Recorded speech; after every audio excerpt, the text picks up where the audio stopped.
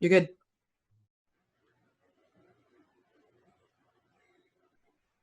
They can hear us though.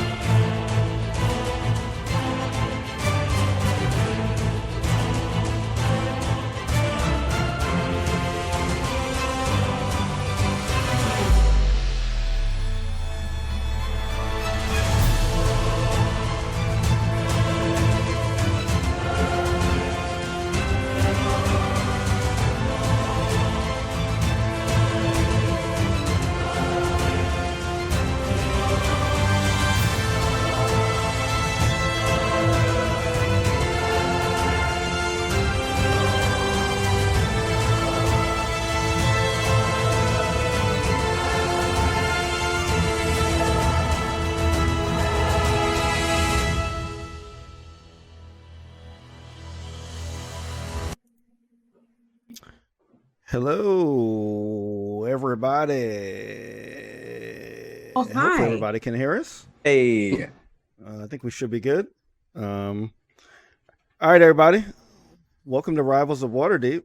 Whoa, Brandon's camera just... Yeah, I'm gonna pull it down a little bit because I was like, Just a what's smidge. going on? I'm a little You're- low. You're a little low? Okay. Yeah. Yeah, we're going to do some adjustments and things here. So don't mind this. Look, I got to push Brandon's Stream camera us. up a little bit. But we are the Rivals of Waterdeep. Thank you for everybody that has joined us. We will go around the table And starting with Tanya, share our character pronouns and all that good stuff. So Tanya. Just our character pronouns. Just that. Yes, that's it. Hi, my name's Tanya. I play Lisa Storio, your human paladin. Both Lisa's pronouns and mine are she, her. Hi, everybody. I'm playing Ren Lida today. Pronouns for both me and Ren are he, him. I will be playing Dahani, and both my pronouns and Dahani's are she, her. Hey, y'all. I'm Masood. I'll be playing Gosrick Namrand, and both our pronouns are he, him. Hey, y'all. And I'm Shareef Jackson. I'll be playing your DM and all weird, completely honest, and trustful NPCs. Pronouns he, him, and also occasionally we'll play Shaka, the Tiefling Warlock, whose pronouns are also he, him. All right, y'all. We are in the second half of the season. Yeah. So we're halfway through season 7. For those that are new to our show, we have been playing for about 2 years now. And we switch DMs every 10 episodes. So every 10 episodes is a new story, a new season.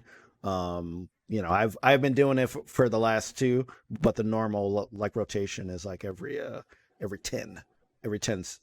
So before we get started, let's do a shout out to all the folks that support us. Yeah. Let's start with D&D Beyond. So we use all our character sheets are like online, and we also have like access to the source books as well. If you are listening live on Twitch Sundays at noon, there will be a raffle in the chat where we will be giving away some source books. So make sure to look out for the code there, enter, and get you some D&D Beyond stuff there. And make sure to visit them at dndbeyond.com as well. Our dice trays and vaults are provided by Wormwood, WYRM Wood. Make sure to use the code RIVALS for free domestic shipping at wormwoodgaming.com. As LaTia is showing hers with some woos going, with some silent woos. I also make dice channels. Yeah. I did a lip reading, so I saw that you were wooing. And our dice, our level up dice, we are part of the Diceomancy program. So if you go to bit.ly/LUD Rivals of Waterdeep and you buy some stuff there off that link, it'll give us points, and we'll be able to get some stuff and then raffle that stuff back off to the community. So make sure to check them out at Level Up Dice. We also have notebooks that are provided by the Rook and the Raven.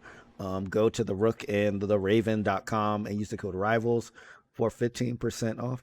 Wow, LaTia is really Dana White. It's good product placement, I know this is great. And if you want to use some minis in your campaign as well, make sure to go to eldritch-foundry.com and use the code RIVALSDND for 10% off. And our nudist people, Stormcrow, who provide things like coffee mugs that are getting caught up in my background. In their filter. Dice, masks. All I bought was clothes. Shirts. Oh. All kind of cool things. Make the sure coffee to, even tastes better. Yes, it does. It enhances the coffee. I mean, I do have some stats on my coffee mug, so it adds that to every single piece, every morsel of coffee that you drink will be there. Not sure if it works on water, but scientifically proven to work on coffee.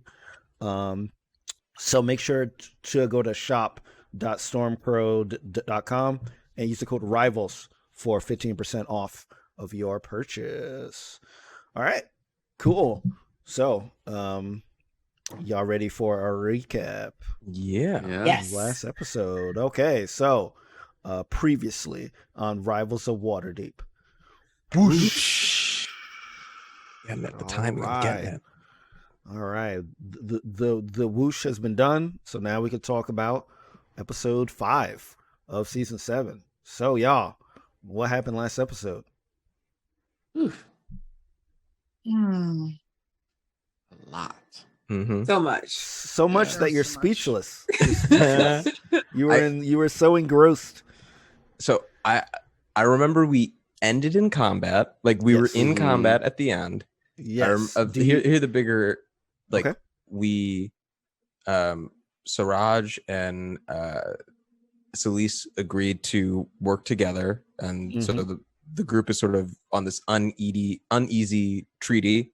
Yes. And he has a bunch of allies that we didn't know about, like his forces that are present. They took us to like a map room with a bunch of like information Mhm. tracking this great threat to Waterdeep that is Yes. present, who you may have told us more about, but I'm drawing a blank on. And I know it was so impactful. so It's like- impactful. It's just, wow. And then a two-headed beast came at the group, Mhm. and we were dealing with that. Yeah. I mean that is pretty much what happened. So we ended episode 4. So two episodes ago by finding out that like Siraj, the hunter, the assassin of the Black Network, who we haven't seen since season 2 of our show, has returned, but he is very sick. He is injured. Elise, has sworn vengeance against him for murdering her wife many years ago. So there's kind of been as like you said, Masood, like a uneasy truce between the rivals and him, because in like previous episodes, there's been like a cloaked individual that's been causing all kind of mayhem. And then in a side story, Duo is behind on a bunch of bills and might lose Troll Skull Manor, which is where we live. It was so- crazy. That all seems so far away now. It all seems Yeah. so far away. It might come back. Who knows? Mm. Yeah. So we found like Siraj in an abandoned place in like Waterdeep. We did see that there were a bunch of people around him, which like he mentioned are the remaining like members of the Black Network, which I kind of like observes like Waterdeep from the shadows. And we also meet one person, Davil Starsong, who is one of these people of the Black Network that like kind of like spoke for like Siraj. But like Elise did heal Siraj, so Siraj was able to sort of like speak for himself a bit. Davil, he like led you down this very long tunnel into like a room that was basically like a cylinder, and like it was lit with like a bunch of like a circular group of like torches, and that is where like Davil, like he laid out the map. Masood, like he rolled a nat 20 on the map, so he saw that there was really like a area that had like really expensive like houses in it, that like we later said was the C ward. So we knew that like that was a part of the map that was the most highlighted with like markings and that kind of stuff. Then as we were going through, we like heard a sound. Tahani flew upwards, and like a Elise went in like a battle stance. And we saw this huge lumbering two-headed beast that was going toward us, that was also taking out a whole bunch of the Black Network like members that were in the tunnel as well. So we did end in like a combat, everyone except Ren and Duo, because Duo is scared, and Ren is quote unquote on the sidelines. So he is giving y'all motivational support. He is cheering, so he's in like a game, he's like the person in the back that like is like cheering you on, and that kind of stuff. So that is where we ended. Ew. So Anything else that y'all want to add in before we jump back in? That sounds all very accurate. I'm also sad that I didn't get to flip during my little cheerleading session with Duo, but it's okay. Look, I'm gonna try to flip during you can during this episode. You can. I mean, like you are technically not in the initiative order, but if you want to enter initiative just to flip, you can do that. That does mean you open yourself up to being attacked. This creature, but it might be worth flipping? Yep. I mean, yeah, like if it senses you as a threat, because right now it doesn't. It just thinks you're like a wall ornament or something. You're like a big like golden candle or something because you're just like standing there. Yeah, so that's where we're gonna go back in then. So I have the initiative order and I have the remaining HP and all that on the monster, which I need to scroll to. Okay, yeah. So I do have the proper initiative order. I did mess up on initiative a bit like last time and forgot some folks. It's cool. We caught you on it. That's what counts. We keep you honest, and you keep trying to kill us. Exactly. I was held accountable, and I appreciate that. That's why I love y'all. All right. So we are gonna start right up. But our creature, who has been very, very badly damaged, suddenly he turns around toward that long tunnel that it like came from, and it basically starts to run away from y'all. It starts to like lumber back into the tunnel. So it is exiting initiative. It is using like its action to move outside of your range and go back to where it was lumbering toward. I do remember casting slow on it, which was like kind of reducing its ability to like move and do other stuff, right? So yeah. So like it is moving slower than it normally was. Cool. And it like also lowered its like AC by like 2 points and some other stuff. Oh yeah, you're on top of it. You got it. You know, I mean, I might have taken notes in my Broken Raven book. Who knows? Yeah. So its back is to you because its attention is to something that's behind it. So if y'all want to attack this thing from the back, you would have advantage, or you can let it kind of run away. So does anybody want to do anything as this massive beast is lumbering away from you now? So out of character, quick question. If all of us fought it, how reasonable is it that we could take it down? And not like give us the stats, but if we all engaged it, could we take it down? Yeah, so like y'all definitely hit it pretty hard. You definitely notice that as it turns around very slowly, and part of it is due to like Gazrik's spell, but the other part is that it still has those like cheeks that are like in like its cheek. Sorry, those like arrows in the cheeks that like the honey shot. So it definitely looks labored, and it definitely looks very, very hurt. That's what all of you would be able to notice. Even Ren, from his vantage point. Could I send in Duo once again to go attack? Is he your familiar now? I feel like he's like my little Pokemon to go like Duo. Because he needs to get out there. Okay, all right. So tell me what like you want to say to Duo. Okay. So Ren turns to Duo and he's like, "All right, Duo, this is your chance. You missed out on the last fight and you turned right around when the enemy showed up, but I need you to turn around and go out there and fight, okay? We need you in this fight."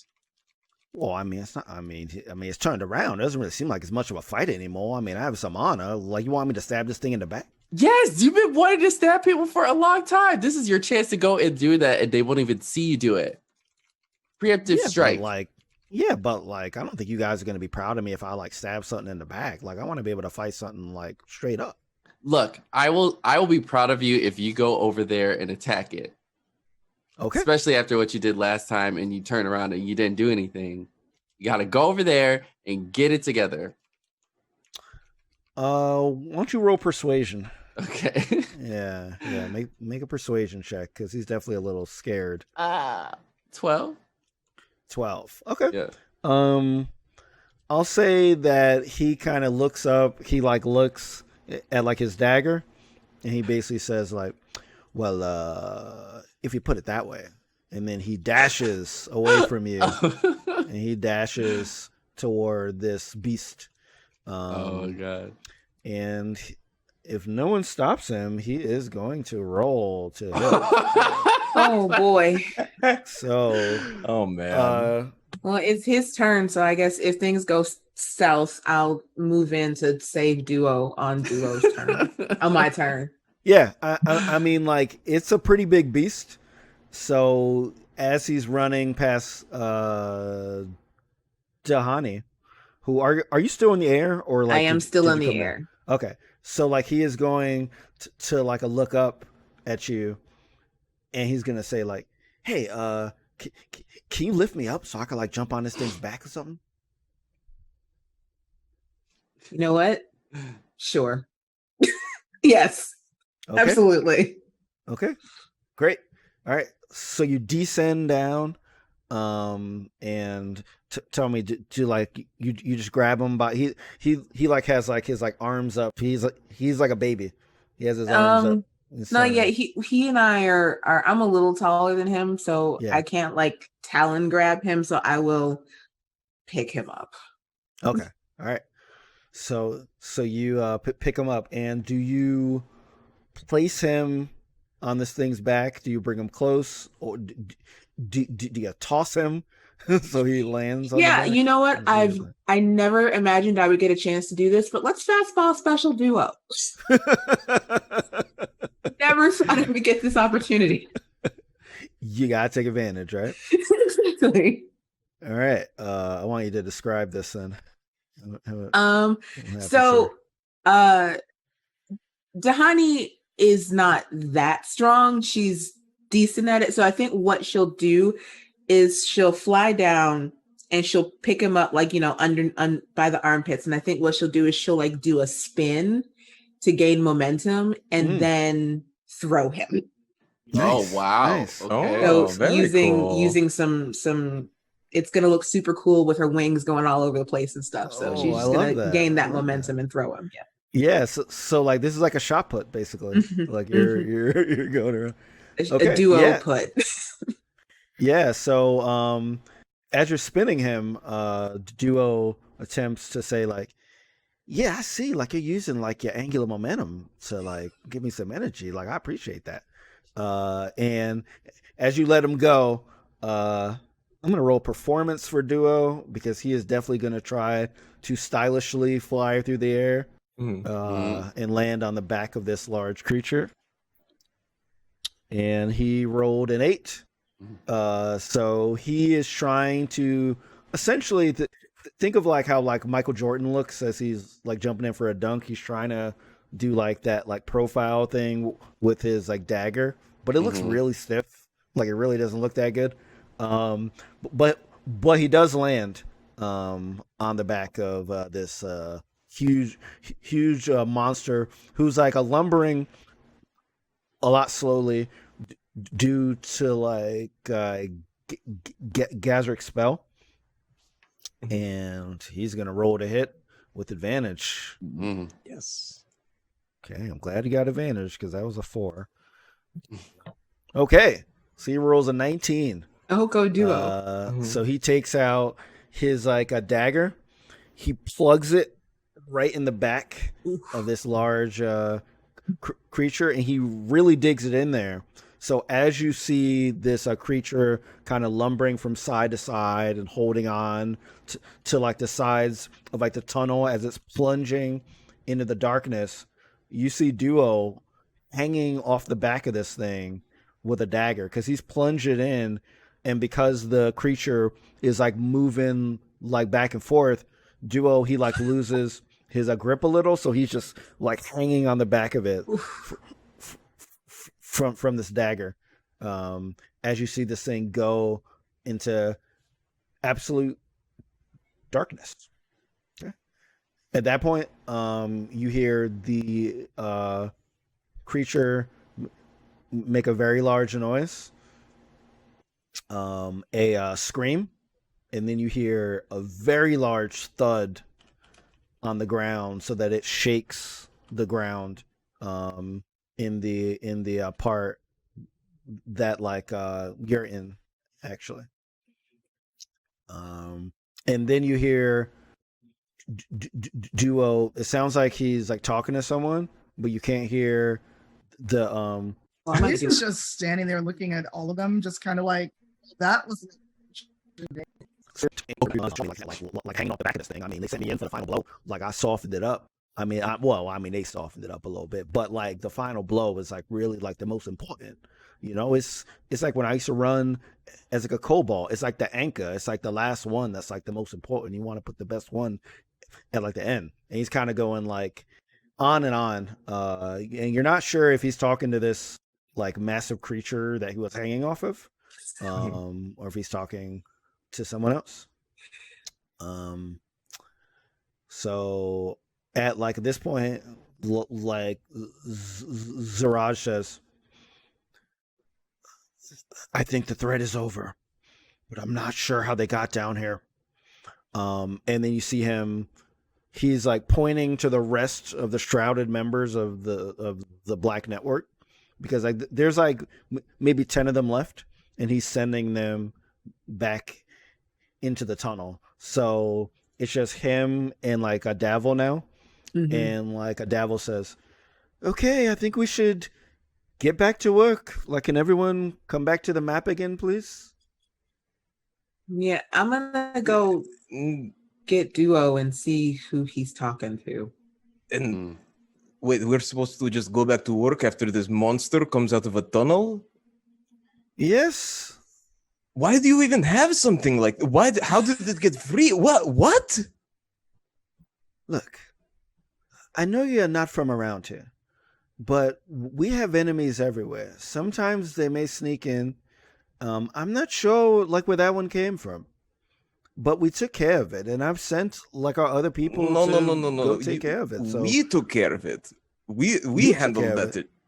I shot an arrow. Didn't you notice that? Okay. I'm going to see if the tunnel is secure, and the arrow was true. Oh, okay. Yes, you're right. Gazrick just like walks away because he can't handle it, and like follows Tahani like down the tunnel to see where it actually came from a little bit. Okay. Yeah. So as you two are walking down the tunnel, what are Ren and Celise doing? What are y'all doing? Celise is wiping off her blade, and then she turns to Ren. So weren't gonna join in the fight? I mean, are you mad that I did it? I was just trying to be very encouraging to Duo. I've been in a lot of fights, Elise. I just was trying to give somebody a chance to show their themselves. Celise is giving you the look. Oh no, not the look. Fine, I'll go. I fine. Let me find my dagger. I just the fight's over now. But just in case if you have magic, that would have been useful. Yeah, but I like stabbing stuff. You know that. You could have stabbed it and then used a fireball. You could have done both. Oh, you are right. Are you sure? Are you well, sure? now I just realized it. You just gave me a real revelation of my life. This has changed a lot of things. I can multitask, Elise. This is incredible. That is the point of this episode. This is why I am so glad that you helped me out with so many aspects of my life because I would not even know about some of the things that I could do without you. And he starts crying. Celeste just rolls her eyes and walks to the map. She's just like, this is why I don't have kids. I'm pretty happy because literally this whole season was organized around teaching Brandon he could multitask. That was the goal. That was the goal. Check mark. We can end the season early. We have achieved the goal of the season. Wow. All right, so Rin's crying. Celise is walking toward the map with Davil and Siraj. And Gazrick and Dahani are walking to the tunnel to check in on Duo and see who the heck is he talking to. All right, so let's start with Gazrick and Dahani. So as you walk through, it's really dark. And as I said earlier, even though you have the dark vision, it does seem like you still can't see as well as you would expect to see in the dark. So that it has to be like something that's not like a natural dark. Also, if you've moved, that means that you've stopped concentrating on that spell, right? I think when I saw the creature go down, I stopped. Okay, you stopped. Yeah. Got it. Okay, cool. All right. So as y'all get closer, you see Duo, and you see him talking to nothing. You see him just it looks like he's gesturing toward something, and he's just going on and on about how he delivered the final blow and he feels very happy and all that kind of stuff. But he's kind of gesturing toward nothing. Okay. Hey, Duo. Yeah. I mean, I'm in the conversation, but sure. Who you talking to? Oh, it's just a ghost.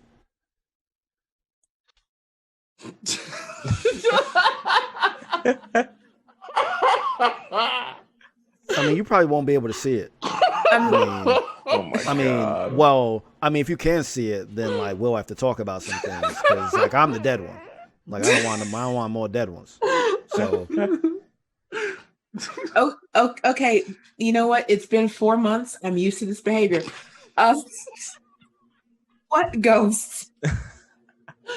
You want me to describe them for you? Sure. Well, sure. And then he points to Gazrick and he says, well, Gazrick gave me the great idea to have him dance at the talent show, which was pretty cool. He has this really creepy cloak on. Doesn't really say much. But he just showed up, and I feel he's trying to take credit for taking this thing down. But you saw me hanging off with the dagger, so we're just trying to settle some things. You're talking to our mysterious open mic person who is a ghost. Well, he's a little more than that. I don't want to reduce him to that. I woouldn't just call you Bird Monk, you're a 3-dimensional person. So right. yes, Okay. He did do one thing like that, but he's not that's not his identity. You're right. You're right. That's not all he is. He is a person, a ghost of many talents and abilities. And How reductive of us to think all he does is do backflips and magic. Exactly. Can you ask him why he is here? Why does he follow you? Yeah. Well, I kind of know why he follows me. When I first met him, way before the talent show stuff, when I was buying all this stuff, and doing that, he was well, wait, what? He turns around and says, wait, you don't want me to I tell that? Oh, sorry, I'm almost said too much. I'm sorry, what? No, I'm sorry. Who's your allegiance to, Duo? Keep talking. And his eyes are kind of he's going like to the back, and he's looking at you with like the doofiest smile, like just like the doofiest, like as doofy as a kobold can smile. Straight up Serena's art, just straight up. Yeah. Yes. Exactly. Yeah. So like he has the doofiest smile. Well, and I actually want both of you to roll perception. Okay, I can do that. that's definitely doable. That's a natural 20 for Yeah. 25. Yo, screw my roll. I was like, I feel good about my 13. No. Sweet. Yeah. So like, as Gazarick is trying, he's like, you're like peering into Duo's eyes, like, what is going on here? The senses that Tahani has like developed from her time in Schultz, from her time with these weird people in Waterdeep. Whoa, that was an interesting. Sorry, that's going to be a GIF as well. Yeah. So you see like a very clear shimmer, like an outline of like someone in the dark. And because of your nat 20 and your experiences, you definitely say, this is the same profile of that weird cloaked individual that we saw both at Troll Skull Manor. And like outside of the building that we Okay. that we went in to find Siraj. So I'm gonna be like, hey, Gazrick, for once,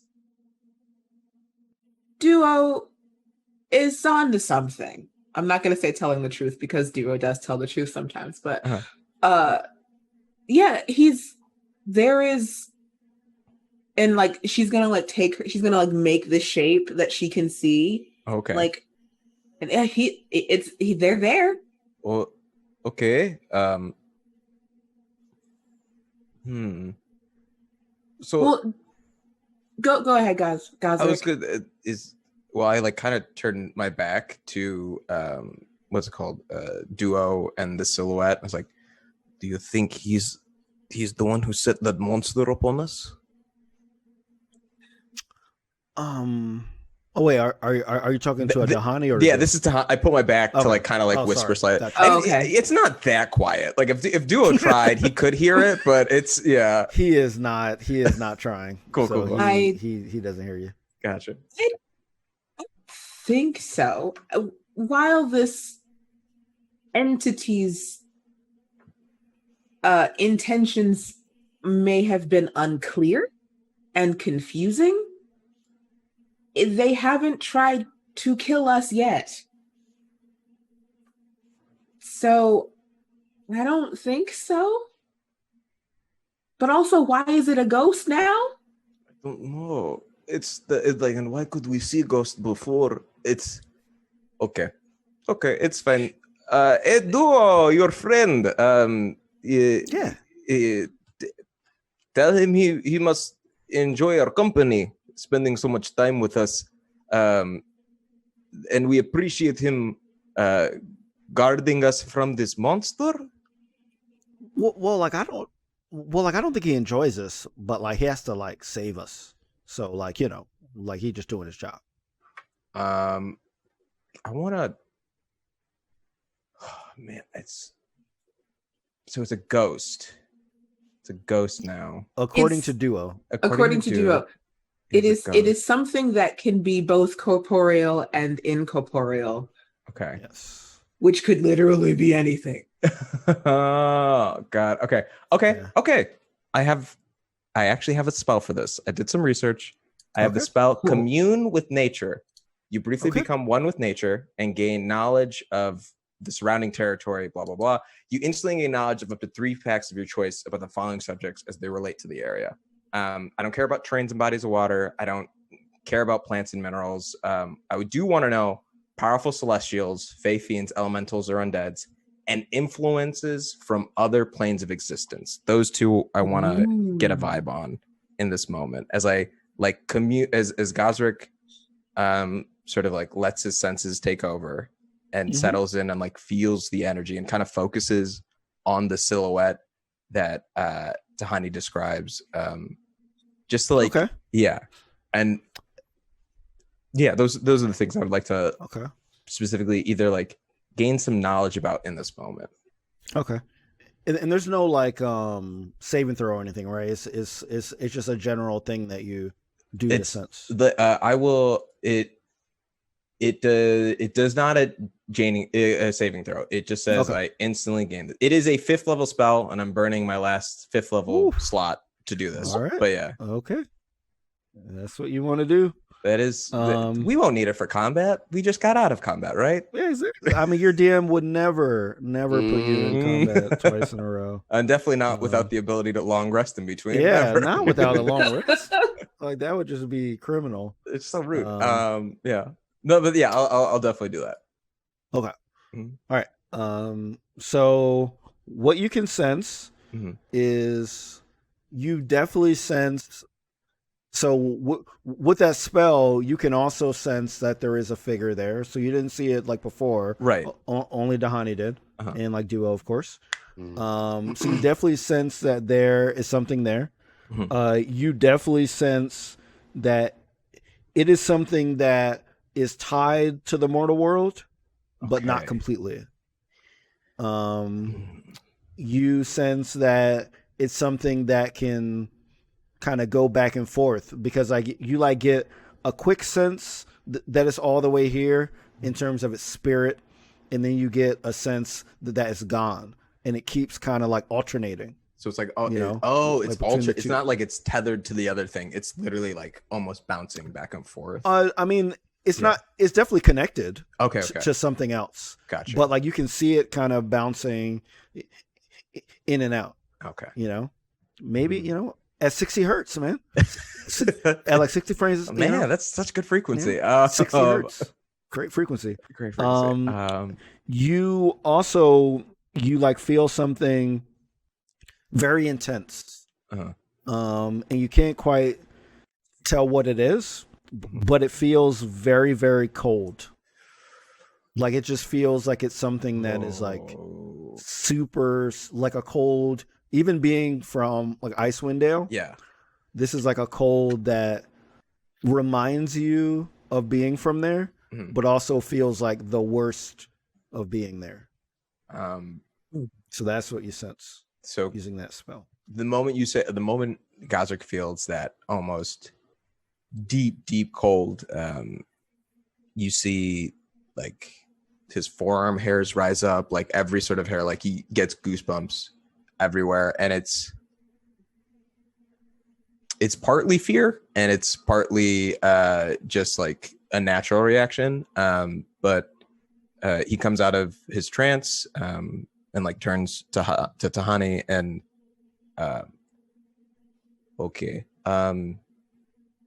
Duo, hey, your friend seems very cool, very nice. Okay, nice to meet you. Be right back. And I like kind of tug at Tahani and like pull back to the room because I want to discuss this with the other rivals immediately. Okay.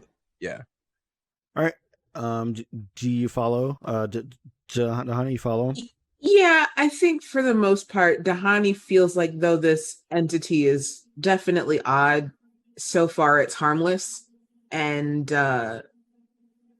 Duo has some common sense. He'll be fine, maybe. So I will go back.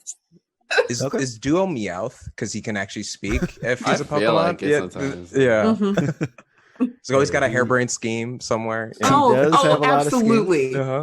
He has a lot of schemes. As you remember. Well, if I don't know if you guys watched the first season. Yeah. But we met Duo. He was like basically a bunch of kobolds dressed as kids, and they threw off their costumes. They pulled out their daggers and tried to kill us. So he's always been up to stuff. Even before he was charmed and joined us. So. All right. So as you are walking out of the tunnel, you see Elise walking toward like Siraj and Davil at this circular slab that had the map on top of it. Okay? And there are no more those Black Network guards because they were all sent into the tunnels. So it's like just them. And Ren, are you still sort of emotionally distressed, or do you also walk toward the map as well? I am still distressed because I could not believe that I learned how to multitask today. So I'm gonna sit right here and try to get my life together about it. Okay. Yeah. I will say that you are in earshot of stuff, so you can still hear it, even though you are kind of like disengaged a bit from it. Okay. All right. So like, what like Davil does is he like points his finger at the part of the map, because like if like you remember, it was like in 4 quadrants, and like and it's like the part that Gazrick and Notice had the most like markings on it. It's like the part, it says Seaward on it. It has a bunch of like, it's like well drawn. It's like a bunch of like really big like houses with like acreages and like all that stuff.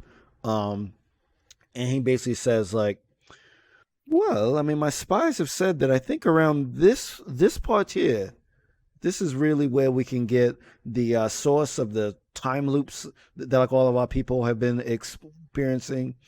And wherever that, I don't know, like we've seen some weird like cloak person.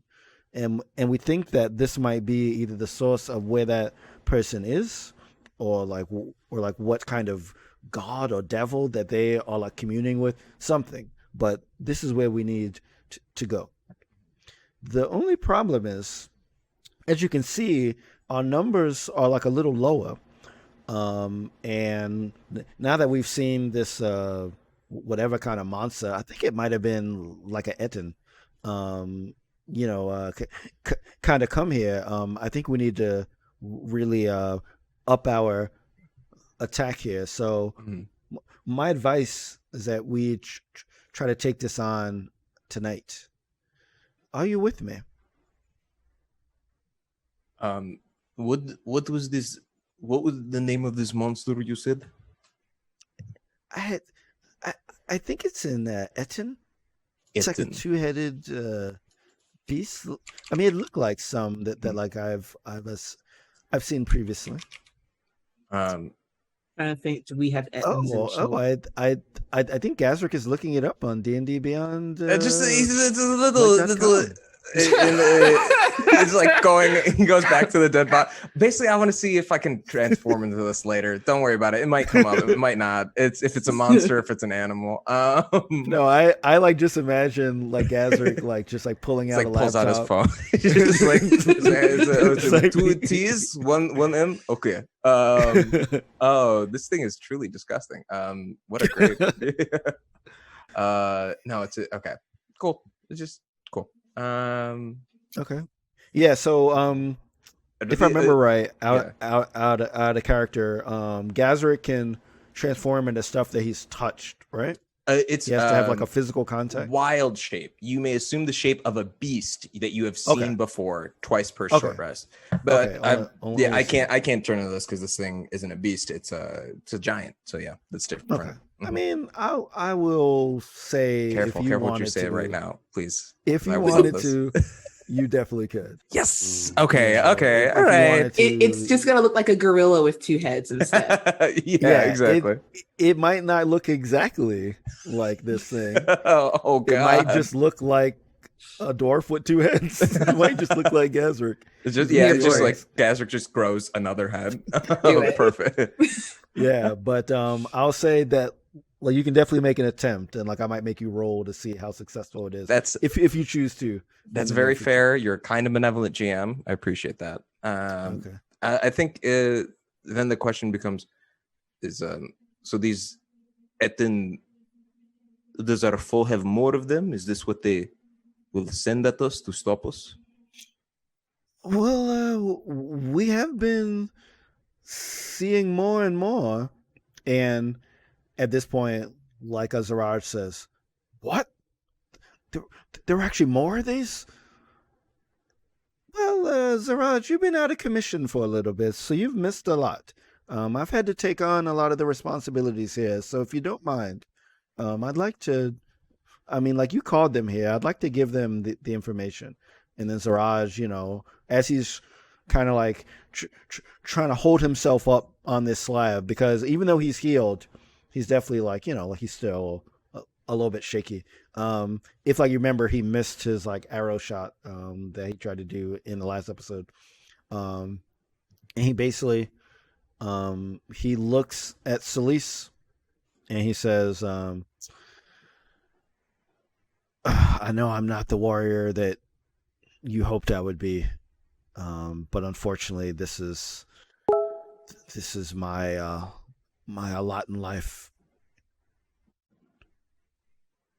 You're not Just the Elise person I looks thought like- you were either.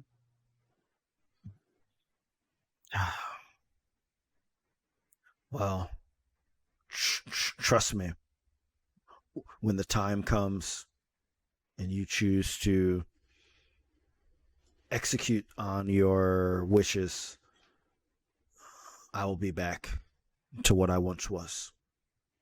Be back. I could just kill you now. Save myself some hassle. As you say that, Davil's eyes open wide, and he says, "Okay, I mean, if you want to look, we have this. Okay, I've been in charge of the Black Network since Siraj was over there resting while we were out here working. So if you want to do whatever you got to do, you can go ahead and do it. I don't care anymore. I support. So at least do it. So Celeste just gives that sly smile when you know you're absolutely wrong. It seems like you don't have the support network you thought you did. Well, I've spent time for a long time as a hunter, as an assassin. I knew my time would end eventually. But Davil, if you ever attempt to talk to me in that way again, we will have words.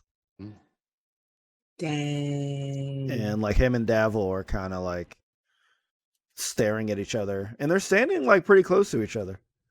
So And question. Yep. Is Celeste close enough to get to like either get in between them or to pull Siraj back? Yeah, I mean, you can walk to wherever they are, because like everyone is around this slab except for Rin. He's like a little far away, but like you're like on this slab. So if you want to, yes, you can do either one of those actions. So tell me which one you want to do. Celeste is gonna walk over and get directly in front of Davil, and she stares in Siraj's eyes, and they're just full of hate.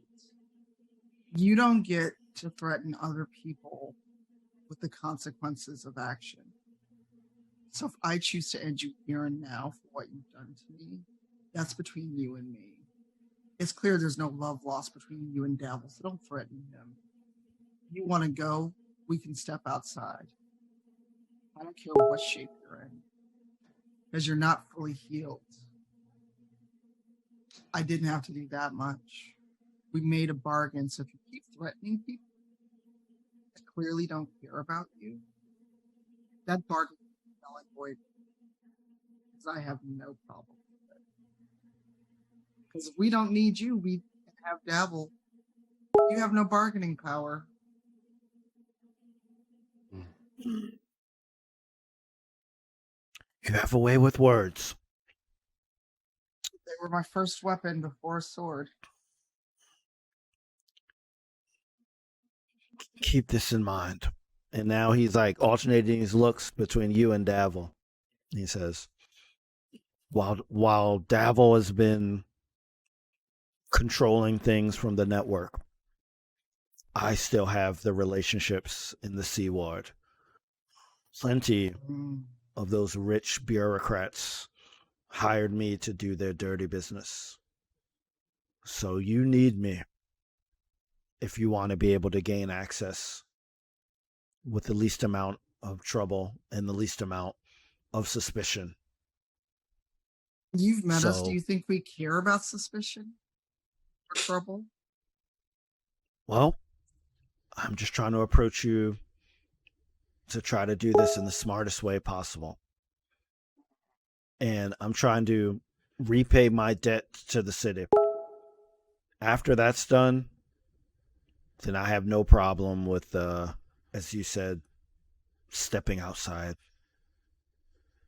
But for now, as much as I distaste it, we should put our differences aside and attempt to squash this terror on this city that we all love. That we all love. I'm not from. Well, so like he's like kind of like he like laughs to like himself a bit. He says, "Well, you've been here. We've trained together. I've seen you do missions together. I would hope that you've gained an appreciation for the City of Splendors." And now he's looking at like all of y'all, because he's basically like, hopefully you've all gained an appreciation for the people of Waterdeep, for the culture of Waterdeep. Buckets of people from Waterdeep. Sorry. Again, says that underneath his back. And Lisa's like, I don't need to go here. This ain't my hometown. I wouldn't be on this path to vengeance if it wasn't for you. So she doesn't care. Like, she is laser focused. Okay. He then turns, because he's feeling that focus, so he kind of turns away and he looks at Ren, who he notices is sort of like separated a bit from the group. And he says, "Even you have respect for the people of Waterdeep, correct?" That is up for debate, sir. What problem do you have with the people of Waterdeep? If they're not my friends, I don't like them. That's fair. This is not an easy city to live in. Mm-hmm. But that's the case anywhere. Anywhere will have friends, foes. You just have to pick what you're willing to live with. So technically, we're foes. I could fight you right now and stab you in the heart. Well, I think you might want to ask your friend here. And he gestures toward like Elise. I don't think she would appreciate that very much. I will just go and ask her for right now. Give me a second. And then Ren moves over to Celise. Celise, I am bluffing and I'm not really that strong. But if I did stab him in the heart, would you be upset? I had to do it from a sneak attack so he won't see it coming because I'm not that strong. So if you got him from the back, I got him from the front. Yeah. As long as I get the killing blow, I'm okay. So we can do that? Okay, I just want to at least like seem like I am doing something fun and exciting. You could get him from the front, and I'll just like, I'll hold him down. And then I'll just like... I mean, he is weakened. That's why it's perfect. That's why it's perfect. But I gotta at least seem like I'm a badass or something. So just a reminder that Salisa's ring burned her so bad she took it off. Yes. So it's not even like she's got that to remind her. Exactly. Her moral compass. Exactly. And so it's in a pouch, but it's like it would have to go through several layers of leather and metal for her to feel it, even if it turned incandescently hot. So there's nothing really stopping her right now. Mm-hmm. That's right. I will also say, for the purposes of saving y'all's bacon a bit, I'll say y'all separated a bit from the group to whisper this thing out so that no one hears you. Otherwise, you'd have to roll stealth to see if Rin is just like sharing his plan in front of Siraj. So yeah, I'll say that y'all separated off for a little bit to talk about this. So I mean, right. so Celise just looks back at Siraj with that sly little grin. It's like, I mean, I don't want him alive at all, and I only feel him just for the usefulness he might have, and it sounds like he doesn't have any actually. And you know that he killed my wife, right? All right. So Davil sees y'all like talking and then looking back at them and then talking and then looking back. So he is actually, you know what? Let me roll to see how I'm gonna have him roll insight to see if he can. He rolled a 2. So he just thinks that y'all are just talking about grocery shopping or something. You're talking about like, you know, what's on TV tonight, just some random stuff. So like he does not pick up that you might be plotting against Siraj. But he does say, look, I don't like this any more than anyone here does. But let's keep to the task at hand. Okay? Now, I'm going to go off to the Seaworld with some members of the network. And I would be much more like successful if everyone here joins me. Now, if you can't put your differences aside, I'll have to do this on my own. And I'm willing to. But if we want to save the city, we should really try all to work together.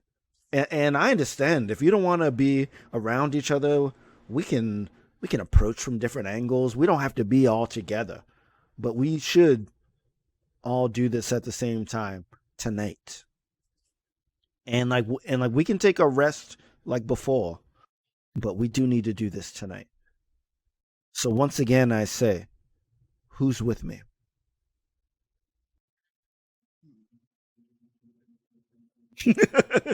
That sounds like I just see a wing go up from Dahani and like a short dwarven arm. Underneath from, the wing, you see a tiny hand pop in the frame. Yeah.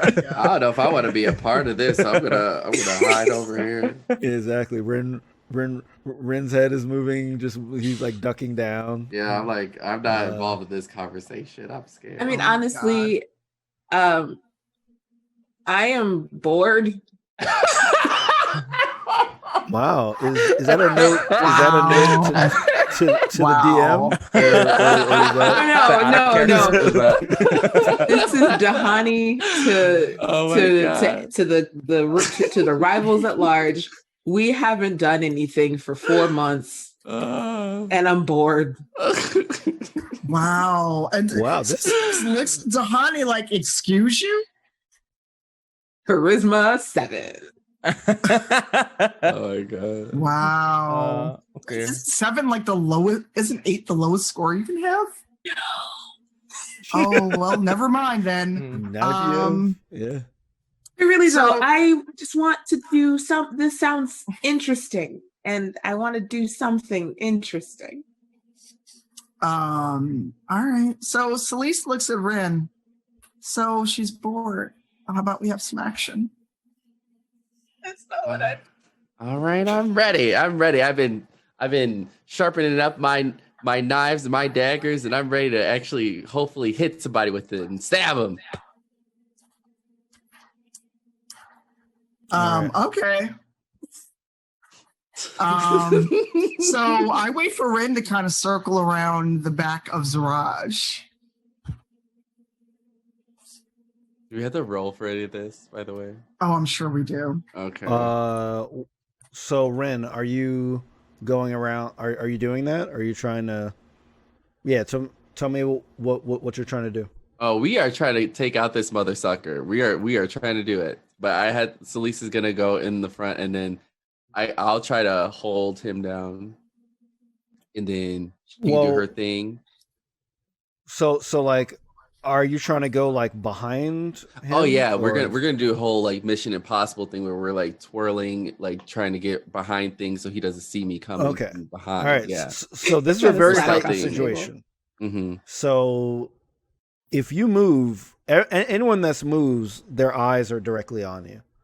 So if you want to try to like get behind him, you're gonna have to roll stealth at disadvantage. Oh. And I'm also gonna have him roll perception to see if he can pick up what you're doing. Oh no. So you're gonna have to really, in this tense situation, if you want to try to do it, you're gonna have to really roll well. So it's possible, but I thought you were just gonna like walk behind him after I just start walking toward him. I mean, I'm already in front of Siraj, so wouldn't his attention be on me anyway? Yeah. His attention is on you, but he's also very aware of everyone else in the room. Okay. It's a very tense like situation. Oh Lord. Okay. So rolling stealth and if that's what you want to do, Ren, then yes, that's what you'd have to do. I mean, okay. Well, You okay. can propose something else that you want to do, but if that's what you want to do, that's the situation. Can I do what we were planning on doing? Just like, Celise is doing the stuff in the front, and I just like go in. I'm scared if I roll, it's gonna be real bad. I don't want to even do it. So so is Siraj still with the group, or is he like pulled off to the side a little bit? No, so like everybody's around the slab, and like Celise came back to the slab and got between Davil and like Siraj. Yeah. And like a Ren, because you said that like you didn't come back, you're still kind of off a little bit from the slab. So like you have to come around and. Could I use Duo as a distraction and tell him to go and talk to Siraj? He's still in the tunnel. Yeah, we left him there. So I forgot about that. Sorry. I mean, you could go get him if you want. Or I was thinking about him like he's a Pokemon. I could just throw him out whenever I want. It's like, dude. Okay, no, that's fine. I'm trying to do this the easiest way as possible. So I guess I'll wait on Celise's word, and I'll just like go behind and just like. Whoop. All right, as I said before, if you're going behind him, you're gonna have to do that stealth roll. Yeah. Okay. Yeah, because like he would immediately be like, "Why are you behind me?" Unless you like really roll pretty well. Maybe I'm just trying to. Maybe he draws something out of his back pocket. I'm just trying to make sure he knows it's there. Not when it's this tense. Damn it. Okay. All right. I tried to persuade you. Just roll for it. Okay, here we go. I'm scared. I mean, as a reminder, y'all don't have to do this. No, of course. I got to do a lot of things. I got an 18. Right. I got 18 for stealth. And Okay. What was the other one? Did you roll twice? For stealth? Yeah, you're at for disadvantage. disadvantage. Oh, I had to do it again. Oh, well, damn it. Hey, that's one of the numbers is an 18. That's good. I'm already scared, though. Yeah, but if the other one's okay, I got 19. Okay, Wow. okay. You got 18's a low number. See? Look at 18, that. 19. Uh-huh. So let me roll for. Get a 1. Right, so you beat him because he got a 16. So you are able to. Wow, I can't believe you're pulling this off. It's my favorite. You phrase are to hear. able to creep around and not arouse the suspicions of Siraj. But like, I want to hear how you pull this off. So like, how do you creep around? Do you just like walk normally? Oh, absolutely not. We have to be very dramatic and very extra about it. So it's just like there, like, are there bushes around the area? Can we just say there are? There's no bushes. You're like inside of like a thing. Oh yeah, we are inside. Sorry, but like, do we have a bush, a random bush? Let me see. There's not bushes, but there are like there are like little pillars and slabs around that kind of thing. Pillars so are you can try perfect. to like use those as bushes as you would. So tell me how you would do it. So like, the Rivals of Waterdeep version of the Mission Impossible theme song starts playing in the background. Okay. And so Ren is just like, he goes behind he goes behind the first pillar and just like rolls into another pillar. And he is like, okay, mission 1. And so there's another pillar I would assume is like nearby. So he like does a cartwheel next to the next one, not being seen, hopefully. And then he like does like one of these things towards Celise, and he's just like, I got you. I'm about to do the deed. I'm waiting for him to stab so I can follow it up from the front. Oh, okay. We're still, he's still, okay. He's like, okay, I got it. Okay. And so he flips one more time towards Siraj, and he's is this all still with the like? I wanted to see if I noticed any of this, but this is all within, because it's all 19. I rolled a 17, so I definitely don't. But I'm ready to take out my knife. I'm ready. God. Well, I mean, the funny thing is, you're describing it as if it's a crit fail because you're trying to draw as much attention to you as possible. But I will say that with your roll, as I said, it's not that no one notices you. It's just that it doesn't arouse any suspicion. It doesn't. This is just like Ren. Oh, Yeah, he's doing some calisthenics right now. Okay, he's working out. Extra Right. and very. You got to make sure it happens. You know what I I mean? see him, but I just let it happen. Yeah. So we are preparing the knife that is in the pocket. Okay. I turn to Davil and what's it called? Siraj, and like, see, there's 14 major tenets that every manager should know about their business. There's division of labor, there's party of authority and responsibility, discipline. The real issue is your discipline. And like, he's like talking about how to like manage their employees while all this is happening right now. Okay. Yeah. So like Rin, after you flip between pillars, you make your eye connection with Elise, you're darting, you end up I'd say about 5 feet behind Siraj without arousing the suspicion of him or Davil. Because you rolled really well, man. I like it. So tell me what happens, either Elise or Rin, or if anyone else wants to do anything. I feel like in the final seconds and moments, like Ren's pulls out his dagger, but then he stops like, wait, do you want me to stab first? Or do you want to stab first to Elise? Okay. All right. Because she's basically got like so basically she's gonna let Ren get first blood. And then when Siraj is like, she's gonna like, follow up and like get him just right in the ribs, right between the two ribs in his heart. Okay. So it's just gonna be like an overlapping sword in his heart. Okay. All right. So Rin, so like you're 5 feet like behind him. So do you want like are you just trying to do just a straight up attack? Or are you trying to do like a stealthy attack, or like are you just trying to just no, it's a hot mess of an attack because Ren's gonna pull out his dagger and he's gonna like go like this and scream like ah, and then like just stab him. Wow. You That's just Rick's in ruined the middle of whole saying- plan. In the final moments. That's why he asked before, so he knew what was happening beforehand, so he could just I'm just trying to get a sense of this because this is not an easy thing to pull off. So Gazrick's in front being like, every successful leader knows discipline goes Yeah. both ways. Oh my God! And like in the minute that the scream occurs. Yeah, so I'm going to say that you do that, so you can't change the fact that you scream.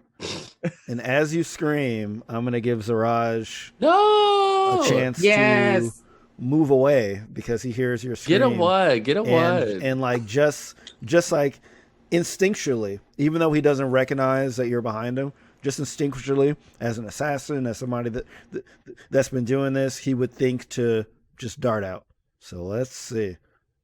One. So like, yeah. So like, I'm gonna have him roll just like a athletics. I'm so excited to stab him. You could have just real cheese Ren. moves. You get a what? Did you get like a 3? He got 20 plus 16, which is a 17. No. Shareef. So God. Should have known when that grin popped up. We should have known that. Yeah, I don't have a poker face everything. at all. I It was can't everything. fake anything. I'm like really. That's why I'm bad at cards. Like I can't play poker. Like I can't play spades. Like everyone knows how much books I have every time. I'm awful at cards. So you hear that scream. He ducks away. So you do come down with your dagger, but you miss. So Elise, what do you do as you see Rin go down with the dagger? And like Siraj, he goes off to the side, but he's still like right next to you. So like he like more like ducks over, so he's not out of range of anything. So is he like to the side, in front of me? Like where is he positioned next to me? Yeah, he like kind of like ducks over, so he's still like standing in front of you. He's just kind of like, he's like leaned over to the side. Shoot. And she just stares at Rin like, dummy. And she's got like her hand on her dagger. Is it possible to just like grab Siraj and just try to just stab him full on, like, or is that too many actions? Did I get 2 attacks? I'll definitely let you try to grapple, and if you succeed with the grapple, yes. Okay, because I do get 2 attacks. Yeah. So like let's do a contested strength. Let's see if you can grapple him. All right. The question is, where did I put my character sheet? I have too many tabs open.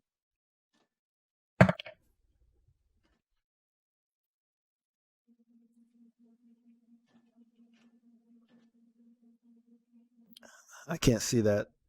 It's a 1. Oh no. Oh no. Okay, so tell me what you try to do, and I tell you what happens.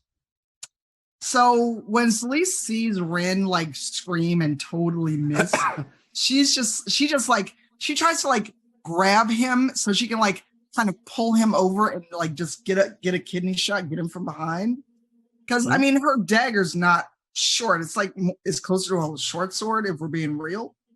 And I'm guessing in that fumble to grab him, either she grabs him and then he just is too slippery for her, or she grabs but manages to get kind of tangled up in, because Siraj is bigger than her. So she's trying to manhandle someone who's physically bigger than her. Yes. And in the ensuing failure, she trips them both up, and I think they both probably wind up on the ground. Okay. Yeah.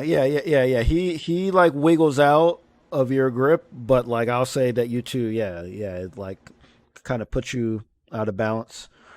So Siraj, he looks at everyone and says, "Well, Devil, I guess we'll have to wait for our plans." And everybody roll initiative. Oh boy. This is all my fault. Sorry. I was not intending for this, but hey. Can I go back and change everything I did in the last 5 minutes? Nope.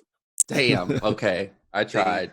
Cool 4. A very cool 4. Wow, 14. Okay. 24. A 10. All right. So let me just Someone write that down. Yeah, please. I have no paper on my desk. Does anyone have paper? No, I'm writing it down. So I got it up now. So can everybody go over their numbers again? I rolled a 24. Right. I got a 10. 10. Okay. Got 14. a 4. All right. Tanya had 14 and 4. Okay. Mm. Can I get a redo, please? Can you erase out all this? I would love that. And then I'm gonna roll for Siraj. Now we better crit fail. Got a 17. That bastard. Roll for Devil. Devil got an 8.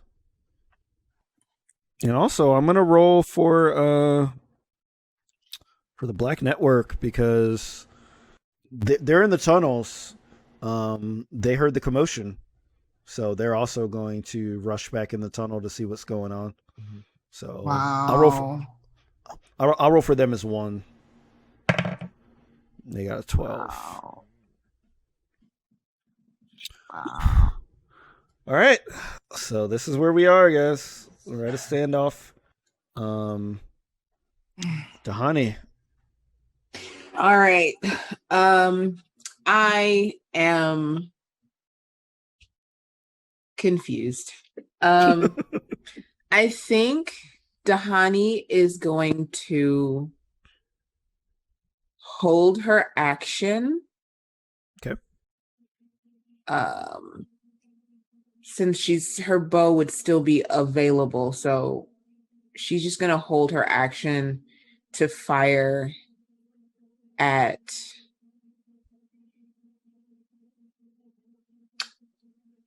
the first enemy she sees that is not Siraj or Dabble, because she gets how important this is to Elise and doesn't want to interfere. Okay, so like you're gonna aim like toward the tunnel then, because that's where these Black Network people would be coming from. Okay. Yeah. All right. So like you basically like turn toward a tunnel. You have your bow at the ready, and I'll say that the trigger is as soon as somebody comes through, which will basically be at the top of their turn. Like they're gonna get sliced with an arrow. And then my bonus action will be to technically it'll be like a focus shot. So I'm gonna be on the ground and I'm gonna focus, but I'm gonna use my Kensei shot ability so that when I fire, I get an additional 1d4 of damage. Okay. Additional d4. Kensei. Okay. Awesome. All right. So Siraj is next. I mean, there's really no surprise here. He's definitely his eyes are gonna go towards Elise, even though Rin was really the one that tried to stab him in the back. He knows that. He knows who the real fight is with. So he's going to pull out a long sword, and he's going to roll to hit Elise. All right, Elise, does a 9 hit you? No. Okay. Yeah. Well, I have to ask. You can see my character sheet. I know, but like we have new viewers. We have new listeners. Gotta make sure. Plus, I don't know. I like asking if something hits. I don't know why. Even if I know it hits. My favorite is if it's really high. Like, does a 35 hit? Those are always my favorite moments. So okay. Can I get an attack of opportunity after that, or is it still based on our order? Because I know Rin attacked him first, and I tried. But remember, we're both prone on the ground. We both got up. Well, he's definitely up. Okay, well, I got up too. And like you're up as well. Yeah. Everybody's up. So since he missed, can I get an attack of opportunity? No, I won't give you opportunity on it. Damn. Okay. But I'll say that he does like one like massive swing, and he's still not 100%. So it just misses. He's like going in for like kind of like a stab in like your like lower stomach, and he just goes to like far off to the side. As he's lunging forward, he kind of loses his balance a bit and stumbles a bit, and like it like kind of goes to the right of you. So I'm gonna go. He does have another attack, so he crit fails. Poor Siraj. Oh boy. So at like this point, he like basically tries to lunge again with the exact same sword in his right hand, but he like fully loses his balance, and he falls to the ground. So now he is on the ground. So anybody that wants to attack him for his next turn, it'll be at advantage because he's like stumbled on the ground. Poor Siraj. Poor Siraj, nothing. He brought this on himself. All right. So next is Elise. Oh, you know that I'm going in with both attacks. Oh boy. I mean, 2 attacks and an advantage. I'm doing everything I can to take you out. Yeah, exactly. Both of your attacks will be at advantage. All right. I'm picking my 2 favorite dice. You think I'm joking? No, I know. No, this is a moment. All right. So I got a 22 on 1, and I'm gonna re-roll the second attack. Nat 20. Wow. As if there was anything better than Siraj crit failing and you hitting 2 20s. Both hit. Tell me what happens. Is it too late to a smite? Probably wouldn't hurt Siraj, would it? Which one? Which one are you using? Wrathful. Oh no, that's on my. Let me see if Wrathful Smite works. If I do Wrathful Smite, it does an additional D6 psychic damage. Yeah, psychic damage will work on him. And additionally, if the target is a creature, it must make a wisdom saving throw or be frightened of you until the spell ends. Okay. Yeah. How long does it last? It says concentration up to 1 minute, which most spells do, but I feel like combat. Yeah, I mean, longer. if you want to use that, that means that you basically wouldn't be attacking the next couple rounds because you'd be concentrating on like keeping that there, on like keeping him frightened. So you could do that if you want. Save that for my actual attack. This is an attack. Okay. Well, it's my actual turn, so I'll save it. So for the crit, I doubled my damage, right? Mm-hmm. Yep, double the dice, not the modifier. Yes. Okay, so I just add another D8. Yep. Oh boy. Oh boy. This is gonna be good.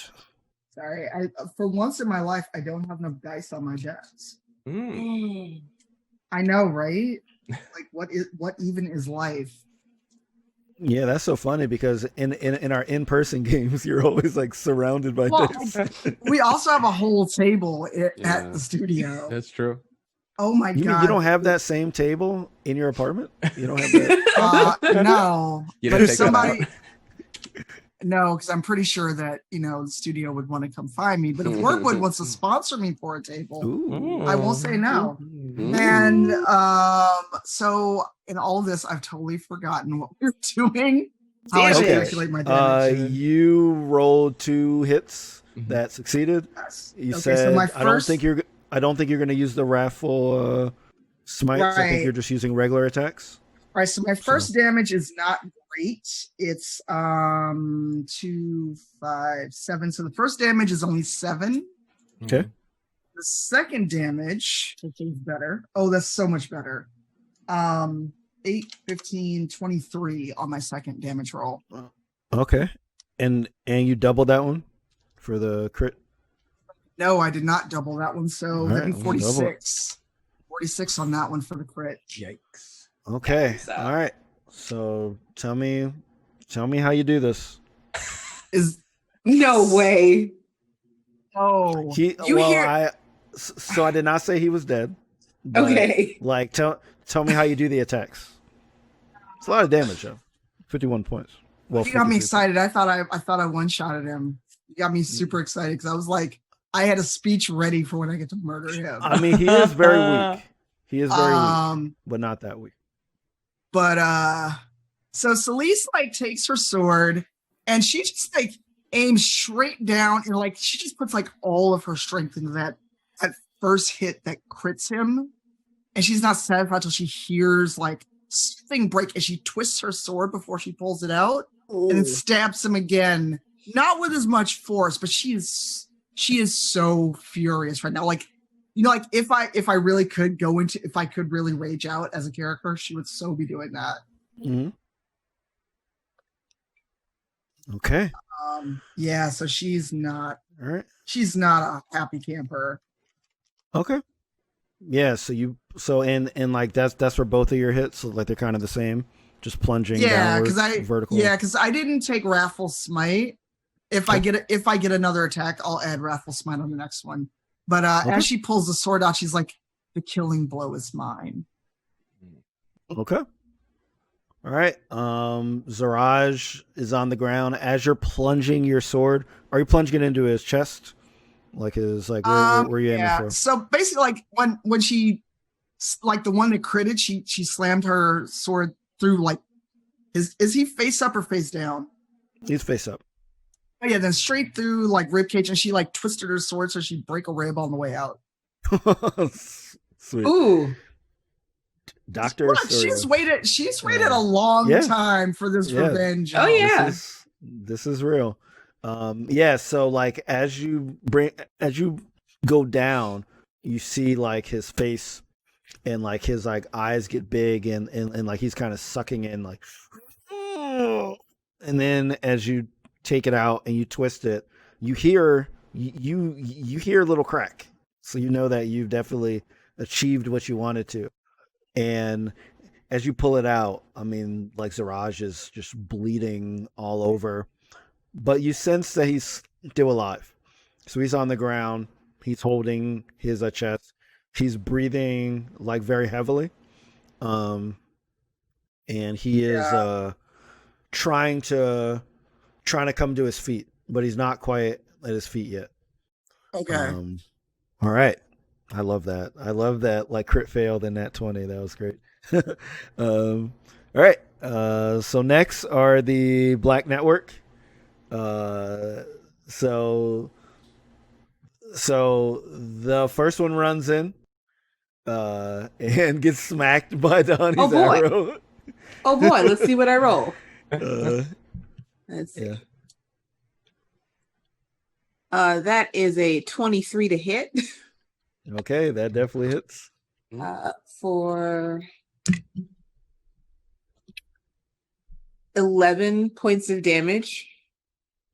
And I'm not going to murder. I'm going for like incapacitate. So I'm shooting at like knees and ankles. Okay. So you're not going to murder. Okay. No. All right. So then, as the first guy, like he runs through, and you're shooting like one arrow, right? So my attack action is 2 arrows. Okay. Yeah. So but my attack action is to attack twice. So if one guy comes in, I'm gonna shoot his ankle, and then if other people come in, I'm shooting ankles. It's just ankles all around. You're just breaking ankles. You're just like I imagine that it's like being at the Rucker playing like street basketball and like with somebody's ankles get like broken. It's like, oh baby, oh baby, those ankles are broken. It's like a street ball announcer. Yeah. So the honey is just, the first dude, he runs in, boom, ankles get hit, and he falls on the ground, and the next person runs in, boom, ankle gets hit on the ground. So you've disabled 2. Because they're on the ground and holding their ankles. I hit both times, and it's 8 damage to the first guy and 14 damage to the second guy. Oh, the second guy is really struggling. Oh man, he's got him right in the Achilles tendon. Yeah, so the second guy, he's on the ground and he's like kind of motionless, like the first guy, he hits the ground, he's like kind of squirming around a bit, but the second guy is like he's on the ground and he's just on there, like he's just like flat on his face, and it does not look like he's moving. No. Okay. As the other ones, there's about 8 more that like are running. They survey the situation. They see Siraj kind of like trying to dagger to his feet, but like looking obviously injured. They see both like Rin and like Elise like next to him, and they see Davil kind of like he's like looking around with his sword out. He's like trying to get a sense of like what like he should do. And as these guys come in, they're confused because they just see like 2 guys just like go down. So the ones that like have bows, they are going to aim at Dahani because they see like Dahani just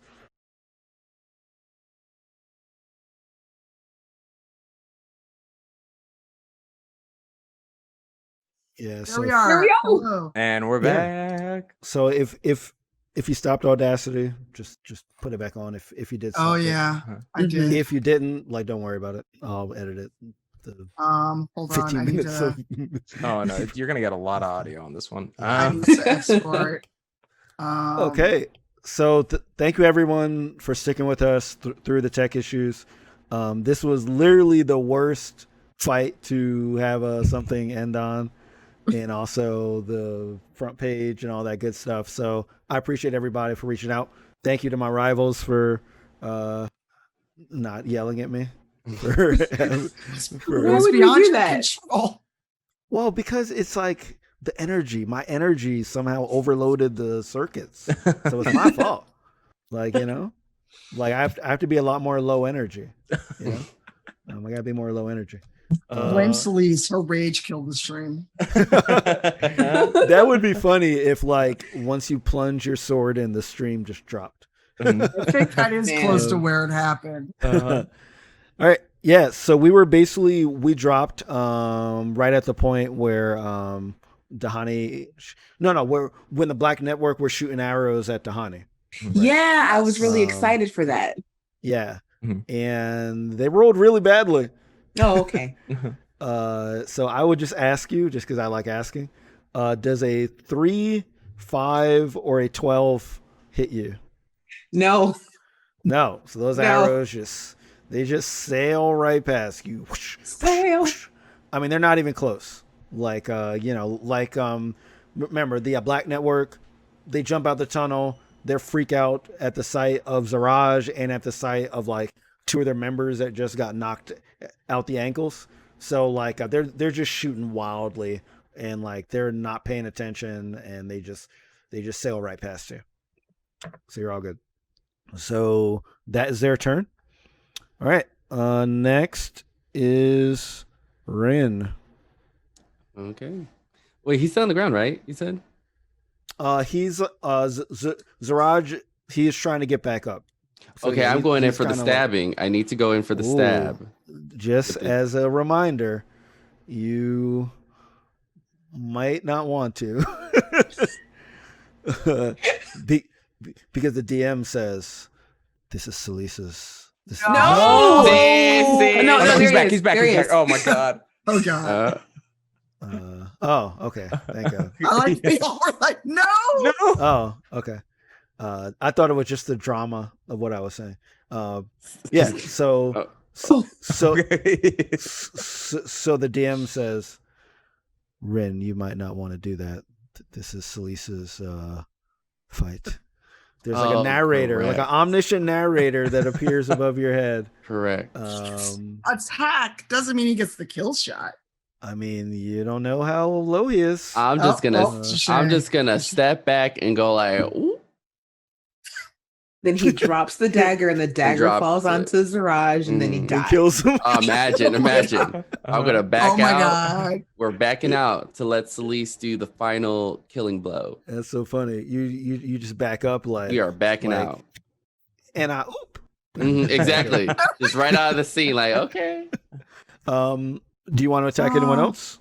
Or you're gonna use I'll all back your... it out. I'm backing there's out. People to attack, not just I mean, there's Siraj. Davil, there's like 8 Black Network people that just threw arrows at Dahani and missed.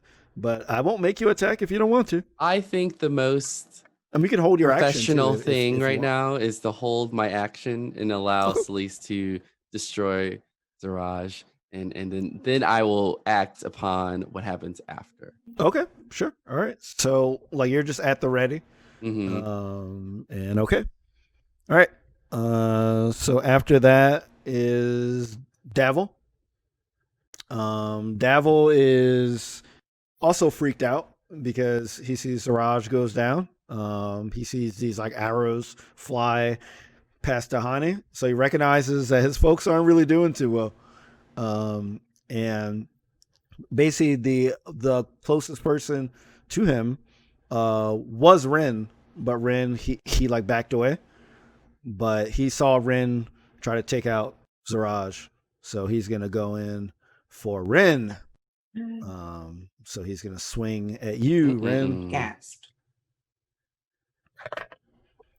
Does a 21 hit you?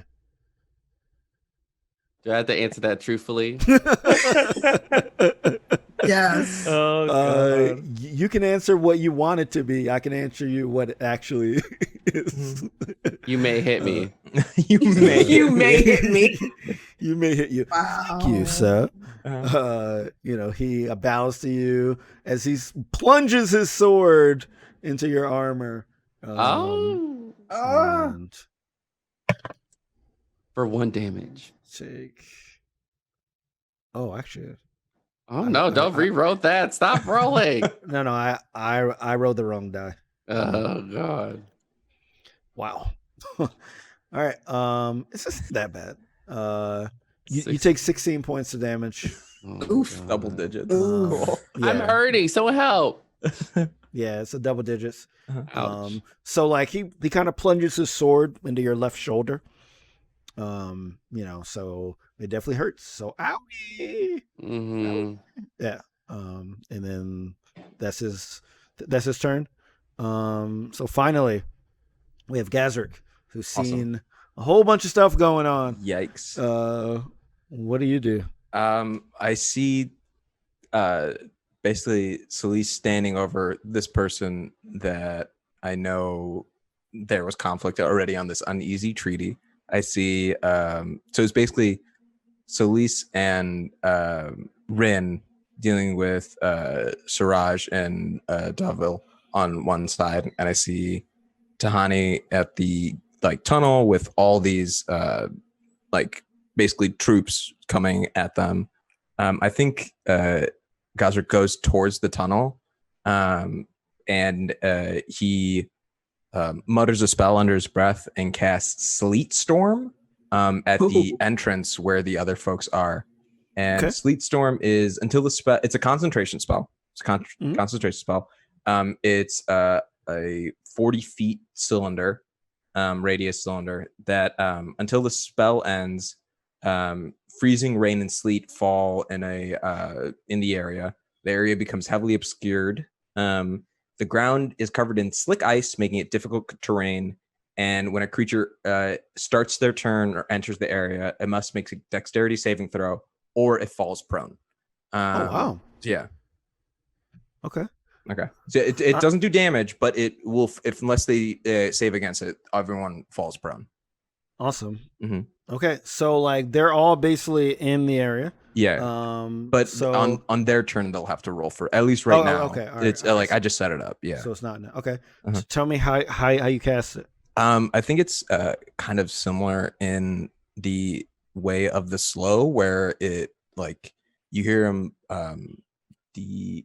It's just there's a pinch of dust and a few drops of water, and are the components. So you see him almost pull out some lint from his pocket and wipe some sweat off his brow, and then blow into his hand, and he pushes out a cloud that travels down the tunnel to the other end and pops up on that point and begins to create snow as it starts rolling through.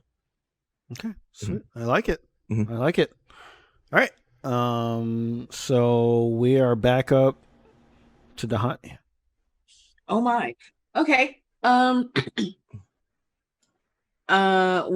there are more people now, so I'm going to shoot them.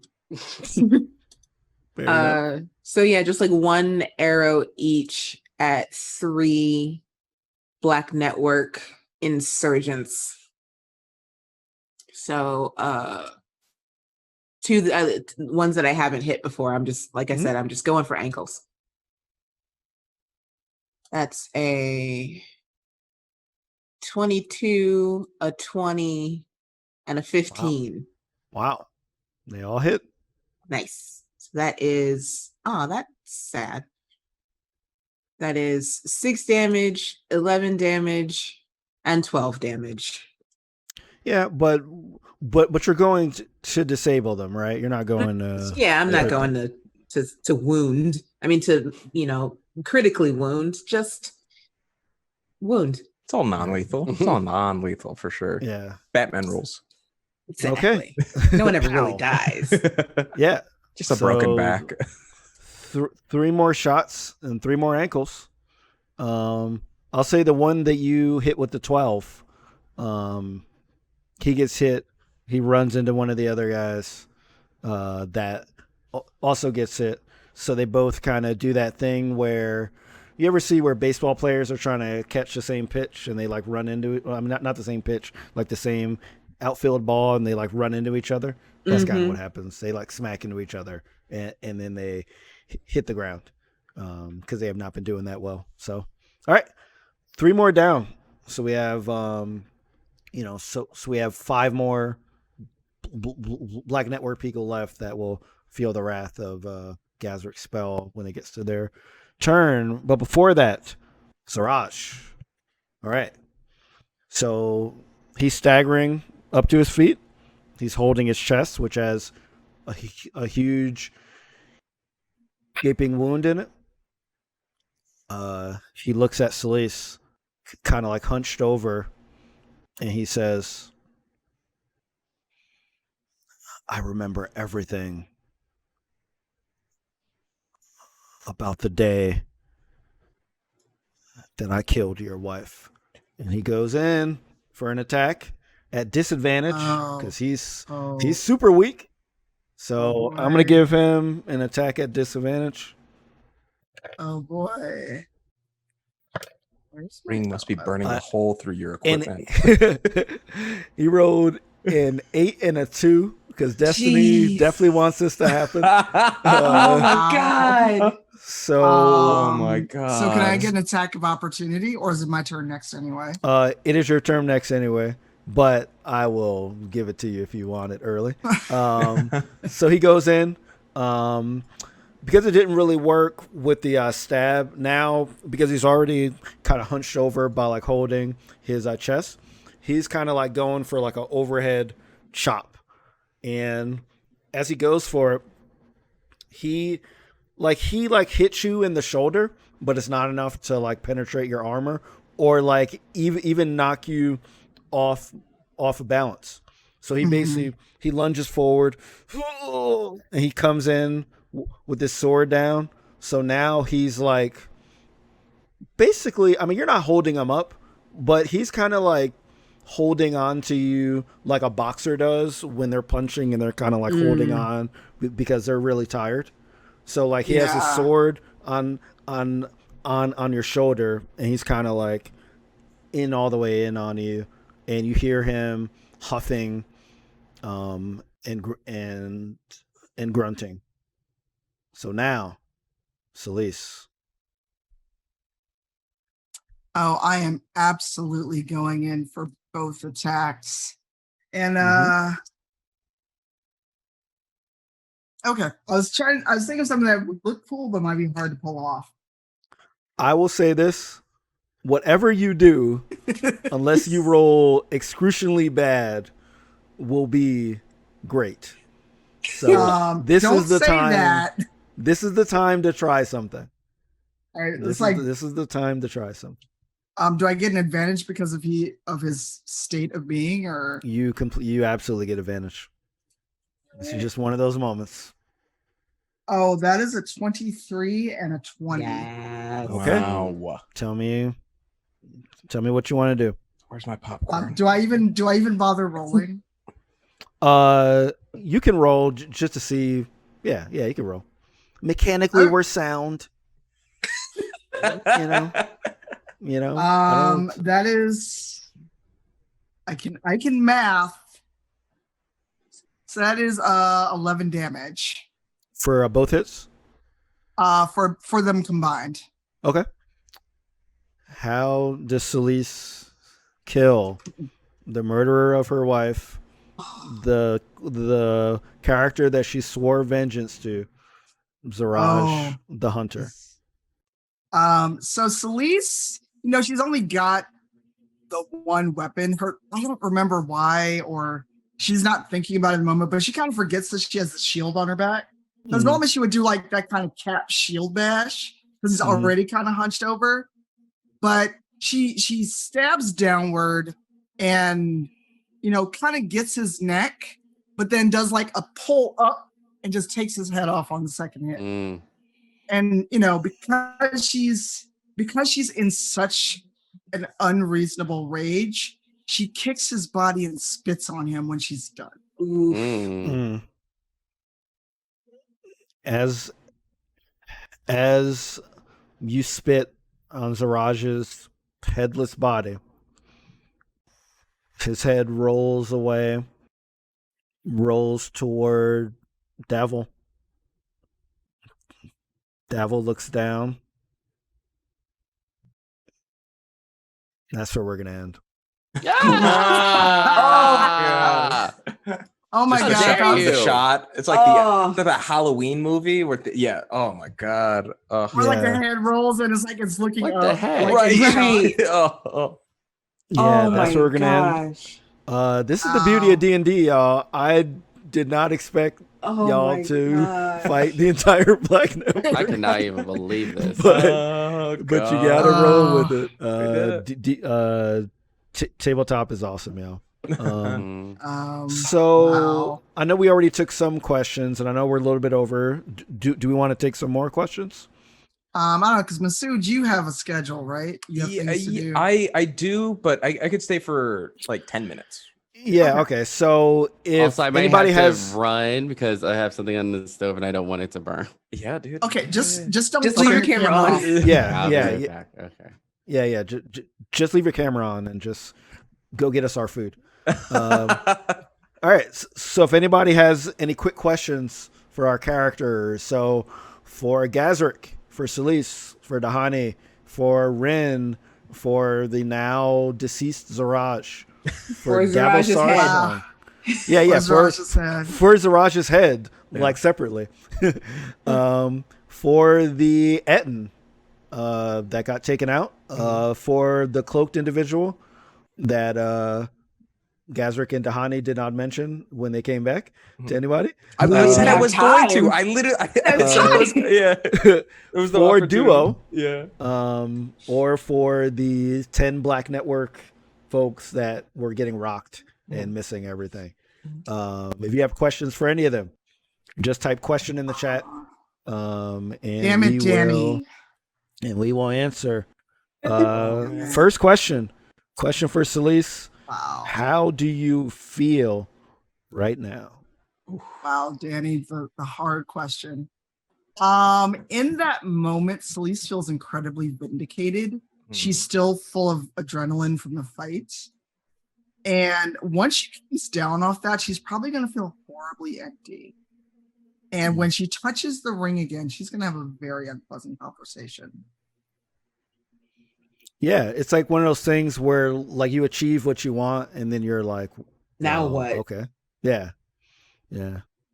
For sure. All right, yeah, we'll wait for a few more questions, and if none come in, I know we already did the outros, right? So we can.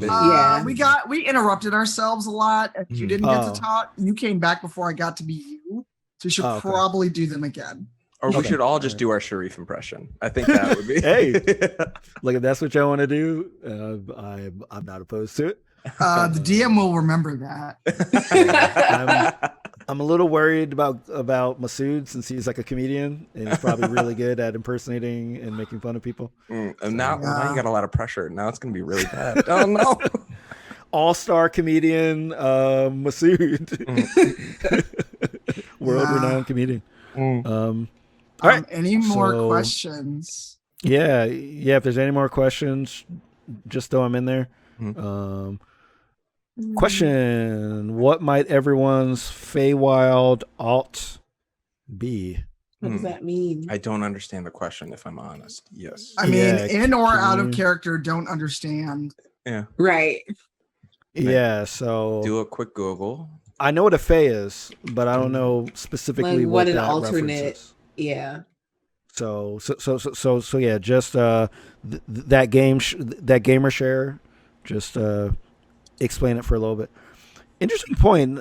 Not a question, but Sassy Boy says, I thought for a second Shareef was going to have him take his own life to screw her over. I wouldn't take that from Celise. I like the whole point of D&D, especially as a DM, I feel like, is to give your characters moments that they want.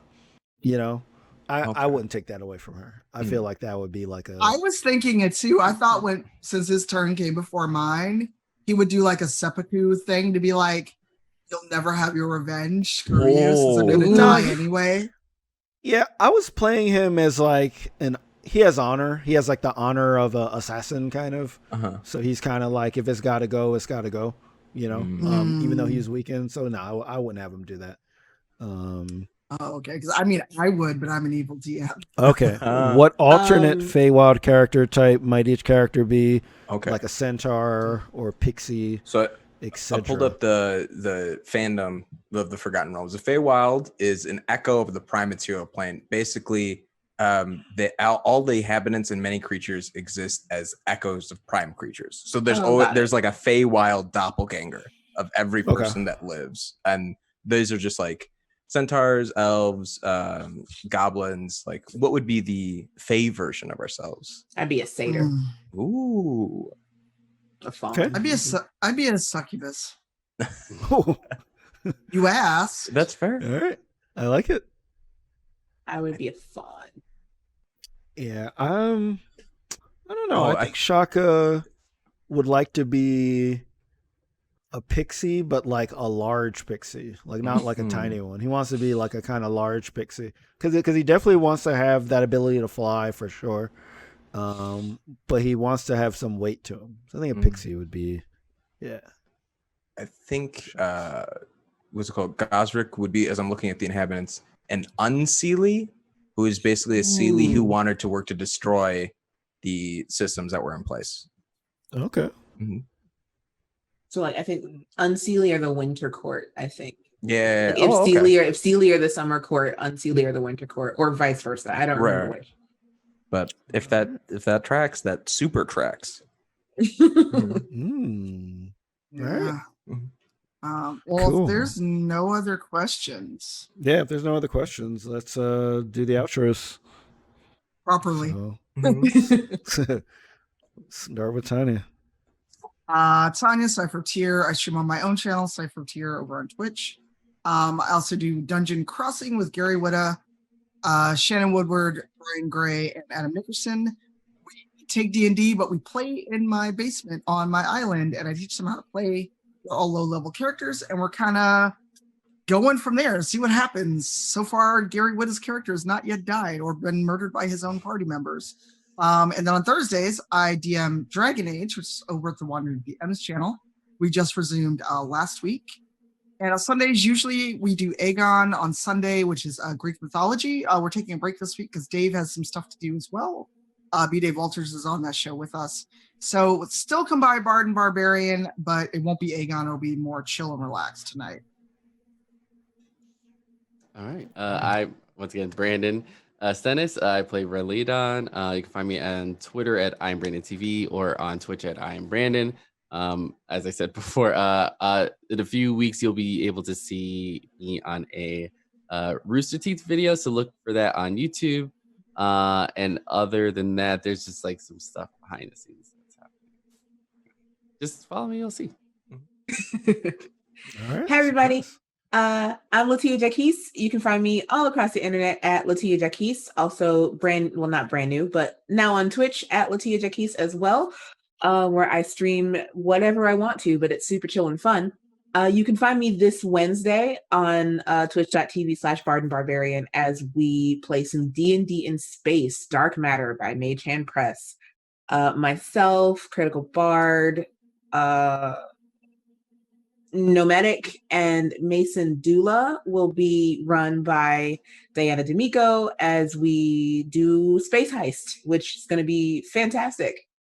Also, next week, right after our normal rival show, I will be taking the rivals through a spooky house of my own invention for our Gen Con online show. So that's going to be really fun. I'm really excited to kind of dig into the mechanics of this thing that I am building. So really excited to see how that turns out. Other than that, you can find me everywhere. Just come talk to me as long as you're a nice person. I love you. I guess I'm up next. Hey guys, I'm Masood. You can find me on Twitter and Instagram at Maroodboy, MahrudBoi. And yeah, like I said, here I'm with Rivals on Sundays. On Tuesdays, you can find me with Indoor Recess on the same channel playing Mythic Odysseys of Theros. On Thursdays, you can find me on the Indoor Recess channel playing Once Upon a Game, where I'm doing a first blind playthrough of Undertale, and it's breaking me. And yeah, that's the regular stuff. This upcoming Thursday, I will be DMing a game for Indoor Recess. We're playing Kids on Bikes. And once again, I'm going to say the title just because I'm super proud of it.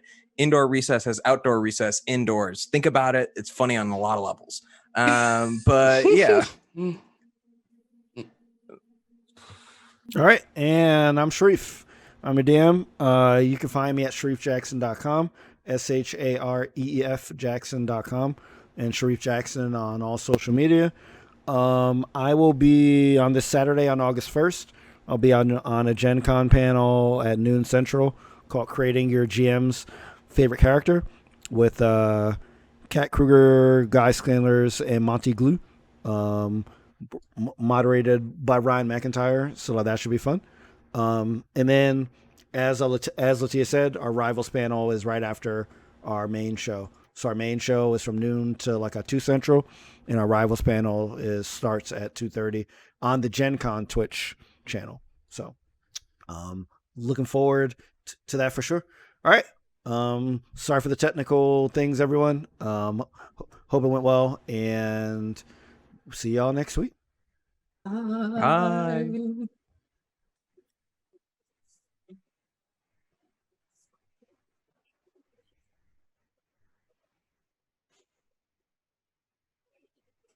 Here.